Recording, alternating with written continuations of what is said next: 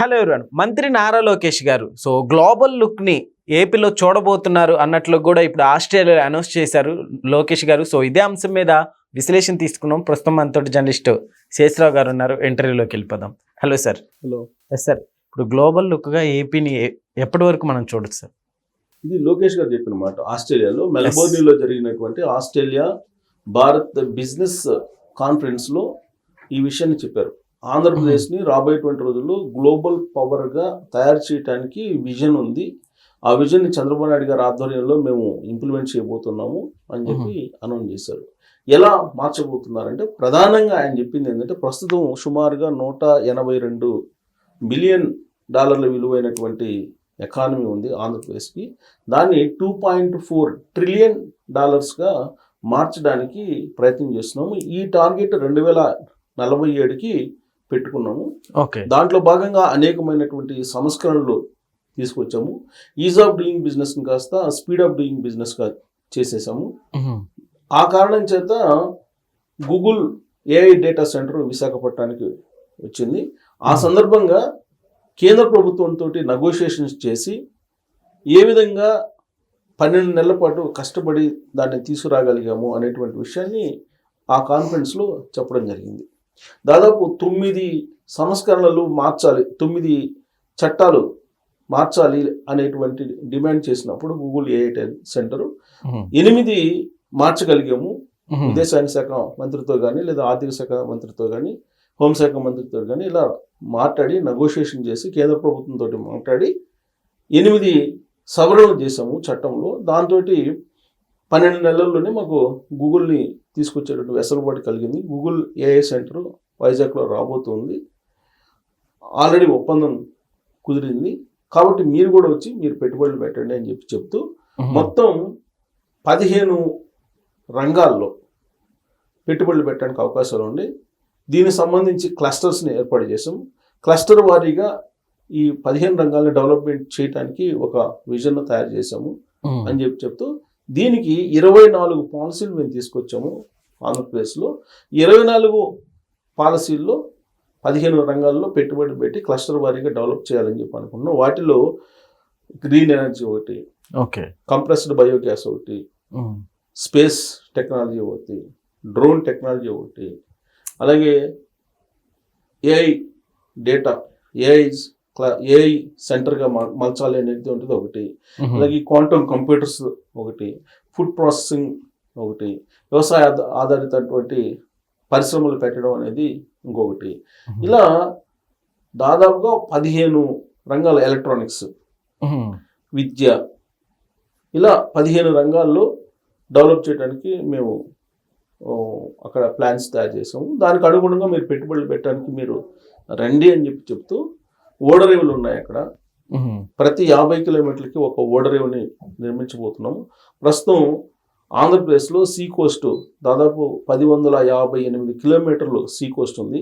ఈ సీ కోస్ట్లో ప్రతి 50 కిలోమీటర్లకి ఒక ఓడరేవు రాబోతుంది.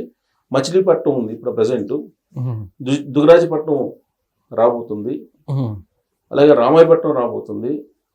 దాంతోపాటు ఆల్రెడీ ఇప్పటికే ఉన్నటువంటి ఓడరేవులు ఉన్నాయి. కాకినాడ పోర్ట్ ఉంది. ఇవన్నీ చెప్తూ వైజాగ్ పోర్ట్ ఉంది, నెల్లూరు దగ్గర ఉంది పోర్టు. ఇవన్నీ ఇన్ని రకాల పోర్టులు ఉన్నాయి. ఎక్స్పోర్ట్స్కి ఇంపోర్ట్స్కి అనువైనటువంటి ప్రాంతం ఓకే అనేటువంటి చెప్తూ బెంగళూరు గోవా 2 కలిపితే ఎలా ఉంటుందో వైజాగ్ అలా ఉండబోతుంది రాబోయేటువంటి రోజుల్లో అని చెప్పి ఆయన ఎక్స్ప్లెయిన్ చేశాడు అక్కడ హాజరైనటువంటి పారిశ్రామికవేత్తలకి. బెంగళూరు గోవా 2 కలిపితే ఎలా ఉంటుందో వైజాగ్ అలా ఉంటుంది అని అంటే అర్థం ఏంటి? బెంగళూరు ఏమో మొత్తం అక్కడ సాఫ్ట్వేర్, కంప్లీట్గా సాఫ్ట్వేర్ రంగం ఉంది అక్కడ. గోవాలోనేమో పర్యాటక రంగం బాగా ఉంటుంది. గోవాలో ఎంటర్టైన్మెంట్, పర్యాటక రంగం. గోవా అంటేనే పర్యాటకం. కాబట్టి పర్యాటక రంగంగా కనిపిస్తూ ఉంటుంది వైజాగ్. అలాగే మీకు టెక్నాలజీ పరంగా సాఫ్ట్వేర్ రంగానికి సంబంధించిన కంపెనీలను అక్కడికి వస్తున్నాయి. కాబట్టి గోవాని బెంగళూరుని కలిపితే వైజాగ్ అని చెప్పారు. ఈ మధ్యకాలంలో చంద్రబాబు నాయుడు గారు కూడా మరో ముంబై లాగా ఉంది, ముంబై లాగా కాబోతుంది వైజాగ్ అని చెప్పారు. ప్రస్తుతం దేశంలో 9వ స్థానంలో ఉన్నటువంటి విశాఖపట్నం పెద్ద సిటీల్లో రాబోయేటువంటి రోజుల్లో టాప్ 3లోకి రాబోతుంది వైజాగ్. సురక్షితమైనటువంటి నగరంగా ఈ మధ్యకాలంలో దానికి ర్యాంక్ వచ్చింది అని చెప్తూ తిరుపతి ఆధ్యాత్మిక కేంద్రం, కర్నూలు హార్డ్వేర్కి సంబంధించినటువంటి కేంద్రంగా, అమరావతి క్వాంటమ్ కంప్యూటర్స్కి సంబంధించి జనవరిలో ప్రారంభించబోతున్నాం. ఇవన్నీ కూడా ఎక్స్ప్లెయిన్ చేస్తూ మీరు రాష్ట్రానికి రండి, పెట్టుబడులు పెట్టండి అని చెప్పి ఆస్ట్రేలియాలో ఉండేటువంటి పారిశ్రామికవేత్తలను ఆయన ఆహ్వానిస్తూ రాబోయేటువంటి రోజుల్లో ఒక గ్లోబల్ పవర్గా ఆంధ్రప్రదేశ్ ఆవిష్కరించబోతుంది, దాంట్లో మీరు భాగస్వాములు కండి అని చెప్పి చెప్తూ ఉన్నారు. సార్ ఇక్కడ నారా లోకేష్ గారి గురించి ఏం చెప్తారు సార్? యాక్చువల్లీ ఇంకా 2 years కూడా కంప్లీట్ అవ్వలేదు, ఇప్పటికి ఇన్ని కంపెనీలు రావటం, పెట్టుబడులు, ఈ వర్క్ అంతా కూడా ఎలా చూస్తారు మీరు? ఇప్పుడు ఆయన చెప్పిన దాని ప్రకారం 16 నెలల్లో 16 లక్షల కోట్ల పెట్టుబడులు వచ్చేలాగా చేశారు. ఇప్పటికి 10 లక్షల కోట్లు వచ్చేసి ఇంకా మిగతా ఒప్పందాలు జరిగాయి కాబట్టి వెరసి నెలకి 1 లక్ష కోట్లు పెట్టుబడులు తీసుకురాగలిగారు. దాంతోపాటు 5 లక్షల ఉద్యోగాలను క్రియేట్ చేయగలిగామని చెప్పి ఆయన చెప్తున్నటువంటి డేటా. ఆయనకి ఇది సాధ్యం ఎలా అయ్యింది అని చెప్పి అనుకుంటే, యాక్చువల్గా ఆయన స్టాన్ఫోర్డ్ యూనివర్సిటీలో చదివారు, ఎంబీఏ చదివారు. సహజంగా ఎంబీఏ స్టాన్ఫోర్డ్ యూనివర్సిటీలో చదివినటువంటి వాళ్ళకి బిజినెస్ స్కిల్స్ ఉంటాయి. దాని తగ్గట్టు గ్లోబల్ లుక్ ఉంది ఎవరికి, లోకేష్ గారికి. ప్రపంచ బ్యాంకులో పనిచేశాడు ఆయన, జాబ్ చేశారు ప్రపంచ బ్యాంకులో. ఇది గుర్తుపెట్టుకోవాలి అందరూ. ప్రపంచ బ్యాంకులో ఆయన జాబ్ చేశారు. ఎంబీఏ అయిపోయిన తర్వాత, స్టాన్ఫోర్డ్ లో ఎంబీఏ అయిపోయిన తర్వాత ఆయన జాబ్ చేశారు. సో గ్లోబల్ లుక్ ఉంది. తర్వాత ఆంధ్రప్రదేశ్ రాజకీయాల్ని అవపోసన పెట్టారు. ఆంధ్రప్రదేశ్ రాజకీయాలను దగ్గర నుంచి చూస్తున్నారు గత 15 సంవత్సరాల నుంచి ఆయన. అటు రాజకీయాలు, ఇటు సామాజిక అంశాలు, ఇటు భౌగోళిక అంశాలు, ఇవన్నీ కూడా అవగాహన ఉన్నటువంటి లీడర్గా ఇప్పుడు ఎమర్జ్ అయ్యారు ఆయన. సో దాంతో ప్రజలకు ఏం కావాలి, ప్రజలకు సేవ చేయడానికి రాజకీయాల్లోకి వచ్చాం. సో ప్రజలకు ఏం కావాలి అవి తీసుకురావడానికి ఆయన ప్లాన్ చేస్తూ ఉన్నారు. ప్లస్ గ్లోబల్ మార్కెట్ని క్యాప్చర్ చేయడానికి ఆయన ప్రయత్నం చేస్తున్నారు. అందుకే స్కిల్ డెవలప్మెంట్ అనేది, స్కిల్ ఆడిట్ అనేది, స్కిల్ డెవలప్మెంట్ కాదు, స్కిల్ ఆడిట్ అనేది ఏ రాష్ట్రంలో జరగలేదు. స్కిల్ ఆడిట్ అందుకే చేస్తున్నారు. ఇప్పుడు పరిశ్రమలు రమ్మంటున్నారు, పరిశ్రమలు వస్తాయి, పెట్టుబడులు పెడతారు, కానీ మ్యాన్ పవర్ ఎక్కడ ఉంది అని చెప్పి అడుగుతారు. రీసెంట్గా మా ఫ్రెండ్ ఒక అతను యూఎస్లో ఉన్నారు, వాళ్ళ బ్రాంచ్ ఆఫీస్ ఢిల్లీలో ఉంది.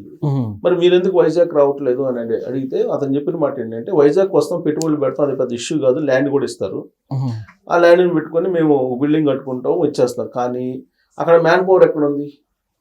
స్కిల్ సంబంధించిన మ్యాన్ పవర్ కావాలి కదా, మ్యాన్ పవర్ ఎక్కడ ఉంది? అదే హైదరాబాద్ అయితే హైదరాబాద్లో మ్యాన్ పవర్ ఉంటుంది, ఎప్పటికప్పుడు ఇంజనీర్స్ అంతా అక్కడ ట్రైనింగ్ అవుతుంటారు, మ్యాన్ పవర్ ఉంటుంది. బట్ అక్కడ మ్యాన్ పవర్ లేదు. అందుకే స్కిల్ ఆడిట్ పెట్టి మ్యాన్ పవర్ ఫస్ట్ వర్క్